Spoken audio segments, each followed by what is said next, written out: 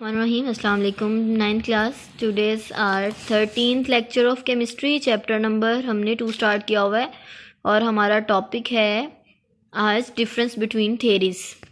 Okay class, हमने आज करना है थेरीज में डिफरेंस। अभी तक हमने रदरफोर्ड की थेरी और बोहर की थेरी पढ़ ली हुई है। रदरफोर्ड की थेरी क्या थी कि उसने क्या किया था कि एक सोने का फॉयल लिया था और उसके ऊपर बम्बार्डमेंट करवाई थी, जिससे उसने देखा कि कुछ जो है वो गुजर गए, रेडिएशन जो है वो वहाँ से गुजर गई, कुछ जो है वो बड़े जाविये के ऊपर जो है वो इमिट हो गई। अगर मैं यहाँ पर आपको दिखाऊं तो ये हमने लास्ट टाइम किया था, कुछ जो है वो बड़े एंगल पर डिफ्लेक्ट हो जाती हैं, कुछ बिल्कुल जो है वो बाउंस बैक मतलब बिल्कुल वापस मुड़ जाती हैं।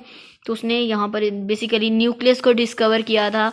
और उसके बाद हमने किया कि बोहर का एटॉमिक मॉडल क्या होता है। बोहर के एटॉमिक मॉडल के ऊपर हमने ये कहा था कि इसने यहाँ पर क्वांटम के ऊपर ये डिपेंड करती है, क्वांटाइज एनर्जी होती है हर चीज़ की, ठीक है, सॉरी हर इलेक्ट्रॉन की, ताकि वो अपने ही ऑर्बिट में क्या करे, मूव करे।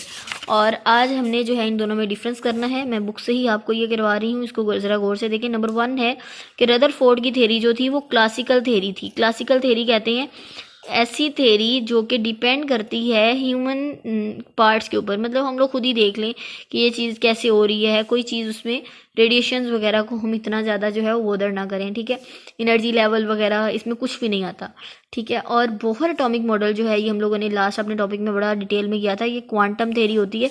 क्वांटम थेरी किसको कहते हैं? जो कि अब एनर्जी लेवल फिक्स होती है, जिसमें एनर्जी लेवल क्या होते हैं, फिक्स होते हैं। जैसे हमने कहा था कि एक ऑर्बिट है, अगर उसकी 10% एनर्जी है तो उसमें मौजूद जो हमारे पास इलेक्ट्रॉन होंगे उनकी एनर्जी भी उतनी होगी, और उस दौरान वो ना तो एनर्जी कोई खारिज करेगा और ना ही जज़ब करेगा, ठीक है। और सेकंड है electron revolve around the nucleus. इसमें भी इलेक्ट्रॉन अराउंड रिवॉल्व तो करते हैं। अच्छा, यहाँ पर एक चीज़ ये आ जाती है, इसने ये तो कह दिया था कि इलेक्ट्रॉन जो है वो न्यूक्लियस के गिर्द गर्दिश करते हैं, लेकिन कहाँ गर्दिश करते हैं इसने ये नहीं बताया था। जबकि बोहर ने ये बताया कि ये फिक्स्ड एनर्जी के ऑर्बिट्स होते हैं जिनमें ये क्या करते हैं, गर्दिश करते हैं। Electron revolve around the nucleus in orbits of fixed energy, ठीक है, ये फिक्स्ड एनर्जी के ऑर्बिट्स में गर्दिश करते हैं और ये न्यूक्लियस के गिर्द इसने कहा था। अब इसने बिल्कुल नहीं बताया था ऑर्बिट्स के बारे में, जबकि इसने जो है बाकायदा एंगुलर मोमेंटम भी दिया था कि ख़ास ऑर्बिट में गर्दिश करते हैं, और उसका मोमेंटम इसने mvr = nh/2π एंगुलर मोमेंटम दिया था। उसके अलावा जो atom should produce continuous spectrum, ये हमारा इसमें डिफेक्ट भी आया था कि ये कंटिन्यूस स्पेक्ट्रम देता है, ठीक है, हालांकि ये कंटिन्यूस स्पेक्ट्रम इसको नहीं देना चाहिए। तो सॉरी, ठीक है। और उसके बाद atom should produce line spectrum, उसने ये कंटिन्यूस स्पेक्ट्रम इसने कहा था, जबकि इसको लाइन स्पेक्ट्रम देना चाहिए। और मैंने आपको हमारी लास्ट वीडियोस में मैंने आपको ये बाकायदा दिखाया भी था कि इसमें डिफरेंट कलर्स आते हैं और लाइन स्पेक्ट्रम में थोड़ी थोड़ी देर के बाद एक कलर आता है। उसकी रीज़न यही थी कि ये जब ज़ाहिरी बात है एब्जॉर्ब या इवॉल्व करता ही नहीं है एनर्जी, तो वहाँ पर कंटिन्यूसली कोई स्पेक्ट्रम नहीं बनता, ठीक है।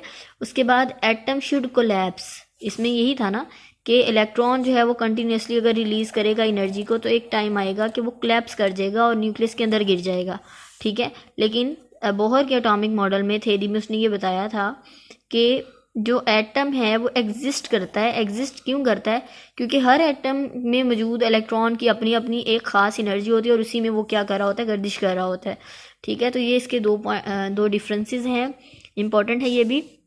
रदरफोर्ड एटॉमिक मॉडल क्या होता है, ये क्लासिकल थ्योरी के ऊपर डिपेंड कर रही होती है, ये क्वांटम थ्योरी के ऊपर।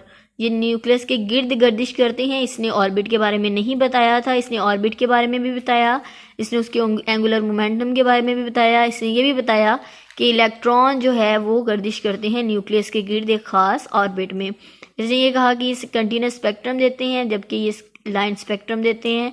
ये एटम जो है ये स्टेबल नहीं होता, कोलैप्स कर जाता है, जबकि एटम जो है वो एग्जिस्ट करता है in the theory of Bohr atomic model. Bohr atomic model के मुताबिक एटम जो है वो एग्जिस्ट करता है और स्टेबल होता है, ठीक है।